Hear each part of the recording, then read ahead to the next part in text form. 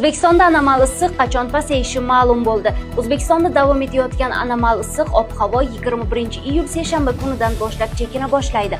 Bu haqda O'zgidromet xabar berdi. Ungacha esa mamlakatimizda juda issiq kunlar kutilmoqda. Dam olish kunlari juma, shanba, yakshanba issiq yanada kuchayadi. Kunduzi havo harorati 42-45 darajagacha, janubiy viloyatlar va cho'l hududlarda esa 46-48 darajagacha ko'tariladi. Shamol tezligi kuchayib, ayrim cho'l hududlarda chang to'zonlar kuzatilishi mumkin. Dushanba 20-iyul ekstremal issiq harorat deyarli butun mamlakatda saqlanib turadi.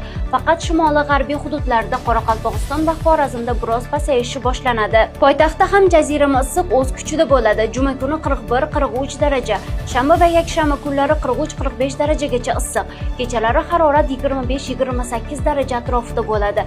21-iyul seshanba kunidan boshlab respublikaning barcha hududlarida havo harorati sezilarli darajada 6-9 daraja pasayadi va nafas olish ancha yengillashadi.